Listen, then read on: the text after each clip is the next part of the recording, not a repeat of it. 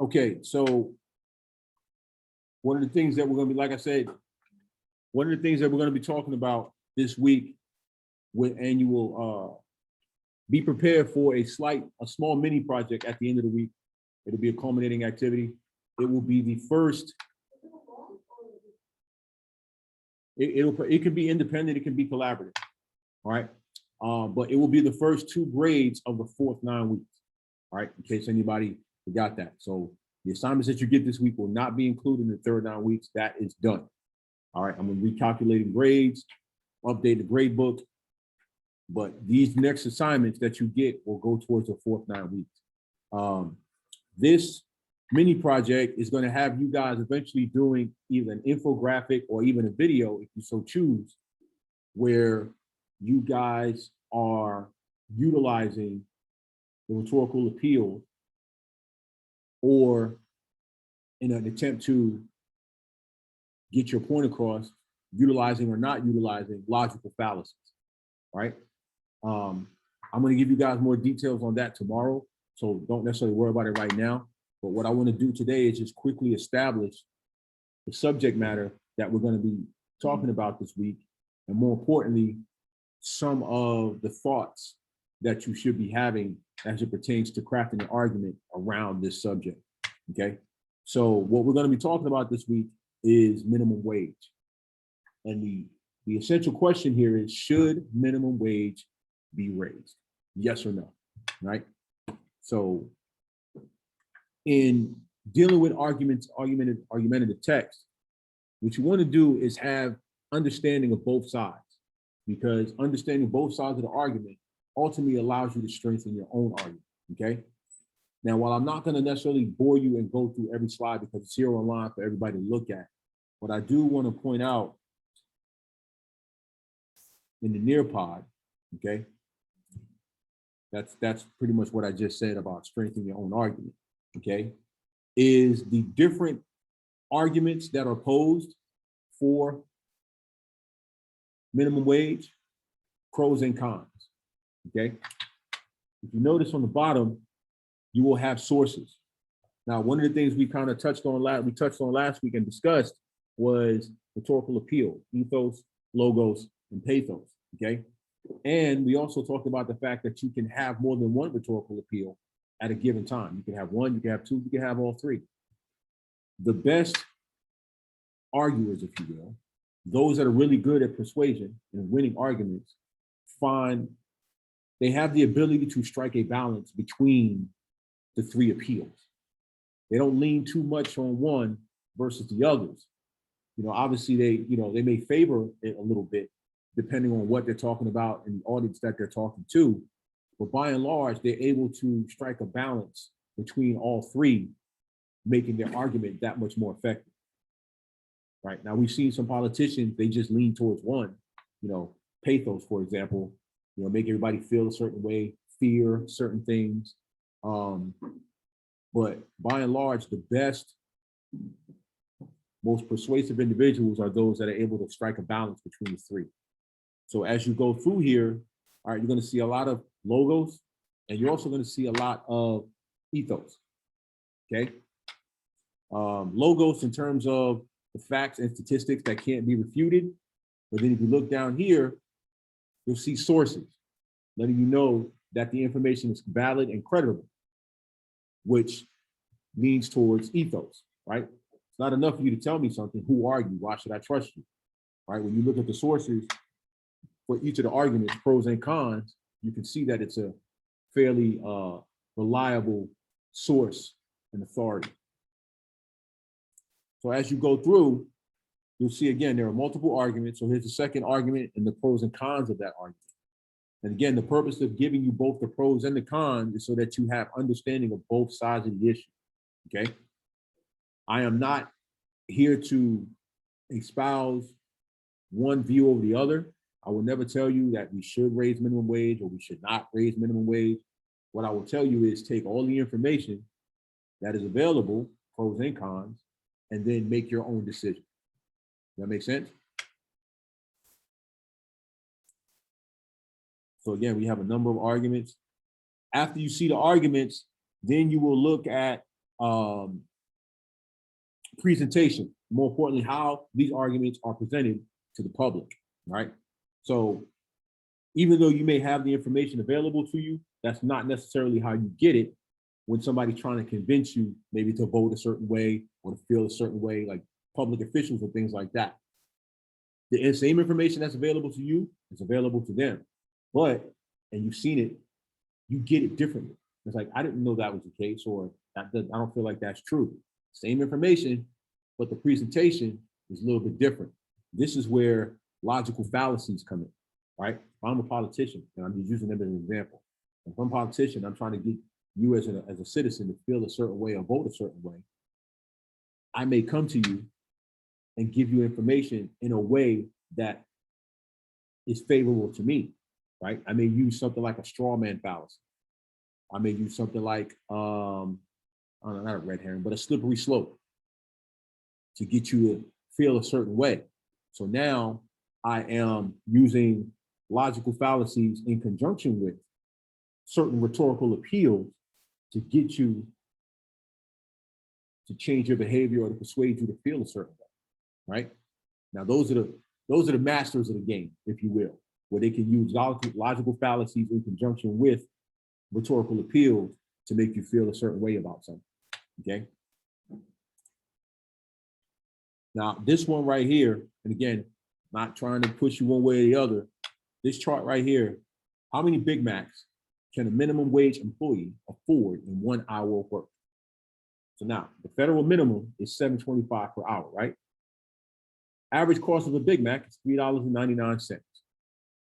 So how many Big Macs can you get for 1 hour of work at the minimum? And this tells you how many you can get per state based on, I guess in some places, I guess it's based on that state's minimum, right? So if in the state of Texas, minimum is $7.25, right? So at the price of $3.99 per, you get 1.82 Big Macs per hour. No, there's no fries, no value meal, no nothing. It's just a Big Mac all by itself. You get just under 2 Big Macs. I concur. It's horse meat. It's disgusting. By the way, ladies and gentlemen, and this is for you kids at home too, if you have never had the Popeyes chicken sandwich,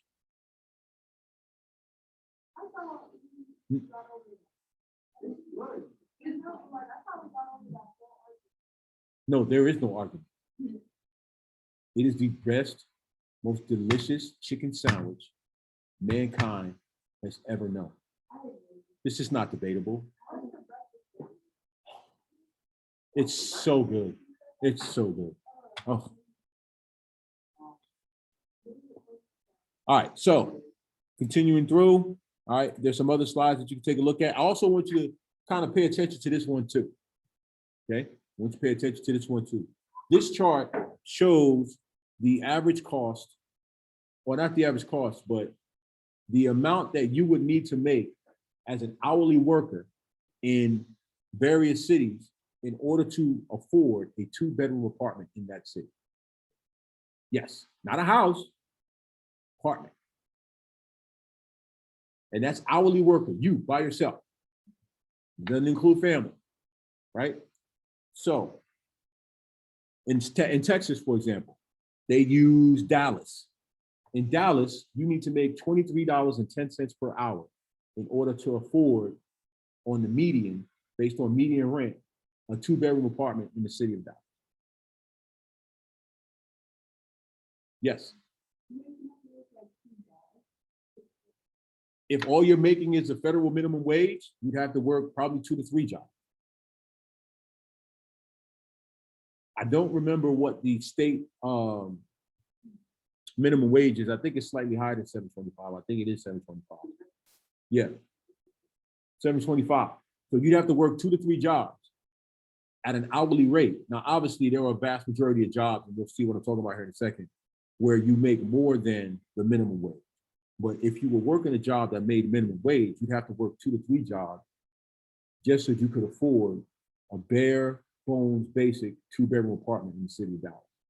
We haven't talked about taxes. We haven't talked about food. We haven't talked about transportation. We haven't talked about utilities. We haven't talked about miscellaneous items like entertainment and clothes.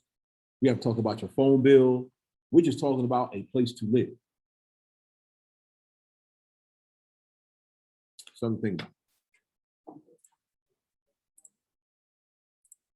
All right. So again, I'm not going to bore you with all that stuff. All right. But if you take a look at the last slide, some things to keep in mind. Okay. The best argument has 3 components to it. Okay. You strengthen your argument by understanding the other side. It's easy to get so caught up in trying to prove your point that you don't understand what the other guy is saying, and then you end up on the short side of the argument. Right. Second thing, as much as possible, avoid weakening your argument with logical fallacies. Okay?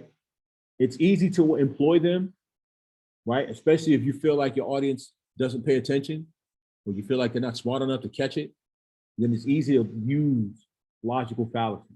Now, obviously, you want to use rhetorical appeal, depending on who you're talking to and what you're talking about, but you want to avoid logical fallacies as much as possible. And then the third is to strike that balance between ethos, pathos, and logo. Huh? What? Yeah, they use it in conjunction with, right? So I may use a logical fallacy in a way that appeals to, and I hate to use it, but Donald Trump, for example, he was real heavy on pathos, right? He was real heavy on pathos. He was definitely all about getting people riled up and getting them to feel a certain way. But when you listen to some of the things he would say, it was always like he would attack his people. He would attack people personally when they were trying to debate him or trying to have a discussion. He used a lot of red herring. He would just change the subject, or you're asking about one thing, but he's talking about something else. So between making you feel a certain way, making you fear certain things, they're going to come and take your guns away. Are you going to let that happen? And then on the other side, give incomplete facts, right? Or give a circular argument. They're going to come take your guns away because they don't want you to have them. Are you right? So he was really good at that stuff, right? So those the masters, I won't say masters of deception, but the people that are really good at arguing, they know how to use those two in conjunction, those two things in conjunction. All right, so I'm gonna stop that right there.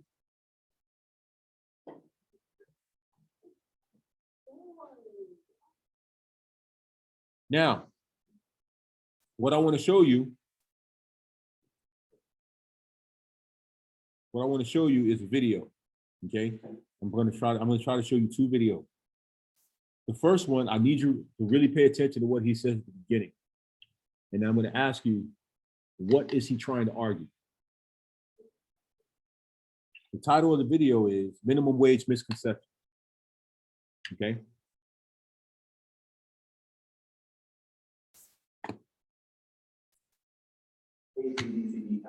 Right now in the U.S., there's a debate about increasing the minimum wage and about confusion and misinformation.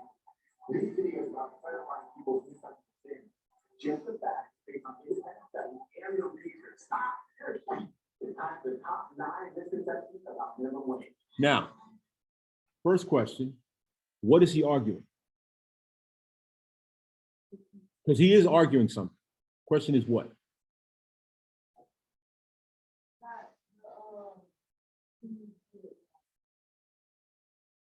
Right. So he's not arguing for or against minimum wage. He's simply saying the things that you have been led to believe are wrong. And how is he going to do that? By giving facts and statistics based on independent research and study, right? So no logical fallacies, and he's using what? Logos and what? And ethos. Ethos, right? Credibility, independent research and study, And then logos, facts, numbers, statistics that can't be disputed. That makes sense? I'm not trying to convince you to either accept or deny minimum wage. I'm simply saying the things that you've been told are wrong. And I'm going to give you facts to prove it. That's it. The reason we do that, again, you got to understand what information is being presented to you in house, and you can see through it.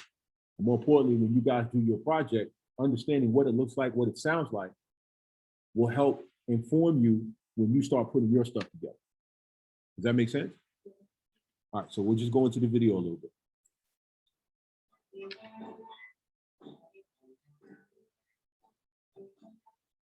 Okay, misconception number one. Most hourly workers earn minimum wage. According to the Bureau of Labor Statistics, only 4.3% of hourly workers earn the federal minimum wage, and that percentage has been falling for some time. Back in 1979, it was 13%, but around 30% of workers are near the minimum wage, so an increase can affect a lot of people. Misconception number two, the people earning minimum wage, the minority living in poverty. The government agency to keep track of all that stuff reports that 77% of minimum wage earners are white, and half of them are between the age 16 and 24. Also, many are working part-time. Misconception number three, all U.S. states have the same minimum wage. It is true that all states are required to comply with the federal minimum wage is $7.25 an hour, but the majority of them enacted higher state minimum wages. In some individual cities like Seattle, San Francisco, and LA, have established even higher minimum wages. On the other hand, there's 3 states that have a state minimum wage that's less than the federal minimum wage, and 5 states have no minimum wage at all. Misconception number 4, the minimum wage has been going up over time. Well, it is true that federal minimum wage increased. For example, in 2007, laws were passed to increase from $5.15 per hour to $7.25 per hour. But when you adjust for inflation, the federal minimum wage hasn't changed very much at all. In fact, the peak in 1968 was well over $10 in today's price. Also, the U.S. has one of the So we understand the concept of inflation, right? lowest minimum wages compared to other developed countries. Misconception number 5, the vast majority of economists disagree with increase in minimum wage. There's a bunch of things that economists agree on, but minimum wage is not one of them. Surveys of economists show they're split about 50-50 on the subject. Some love minimum wage and some hate. Misconception number 6, people that are against minimum wage don't care about the poor. Well, it's probably true in some cases, but it's disingenuous to suggest the fight for minimum wage is class warfare with the rich and powerful trying to keep wages down. One of the most compelling arguments against the minimum wage is that it actually hurts the people it claims out, unskilled minorities. Forcing employers to pay workers more prevents them from taking a chance in hiring unskilled workers that desperately need experience and skills. The end result is that these workers don't earn minimum wage, they make no wage, and they learn no skills. And there's empirical evidence that it keeps some people in poverty and reduces lifetime earnings. Misconception number 7, increase in the minimum wage causes massive unemployment. Traditional economic theory, you've seen a textbook, suggests that minimum wage does cause unemployment. I made a video about it, check it out. But several studies in the last few decades have shown that the impact on jobs in real life is not as bad as traditional theory suggests. Some argue that this is because the demand for workers is inelastic and employers really need them, so they're willing to pay a higher wage. Or it could be that it takes more time for employers to find alternatives. But either way, the increases we've seen in minimum wage have not caused massive unemployment. Misconception number 8, increasing the minimum wage has no effect on jobs. In 2014, 600 economists sent a letter to the president supporting an increase in the federal minimum wage to $10.10 an hour by 2016. It included this statement. The weight of evidence now shows that increases in the minimum wage have little or no effect on the employment of minimum wage workers. Some people have taken this at face value and push for a higher and higher minimum wage. It's not $10 in last 15 or 20. It is true that the gradual increases we've seen in minimum wage have not caused a lot of unemployment, and that's because they're still relatively low.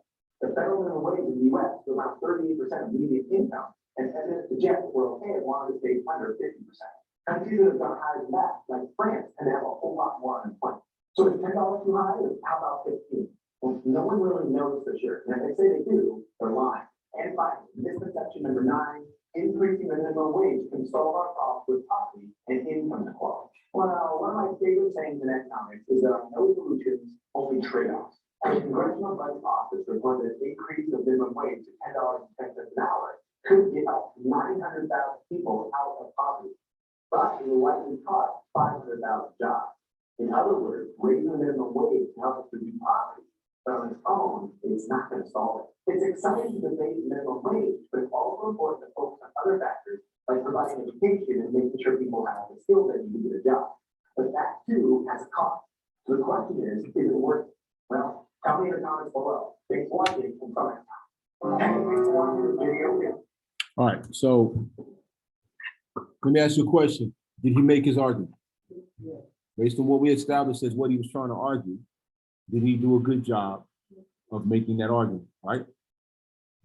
No logical fallacies, strictly facts, appealed to logos, had good credibility, saw no issue with it. One of the things he also did was every time he made a point, he had, I guess we call it something official, like something concrete, like websites and things like that to help make his point. That makes sense? Now there are other videos that I'm not going to take you through right now that I would invite you to watch because it'll help increase your understanding. Okay. So if there's no other questions, I'm going to go ahead and stop the video right now. Like I said, everything is right there on the website. Tomorrow, you guys will be given all the information about the mini project, which is going to be due this Friday. You'll have plenty of time to do it. It's not going to be complicated. All right. And we will stop right there.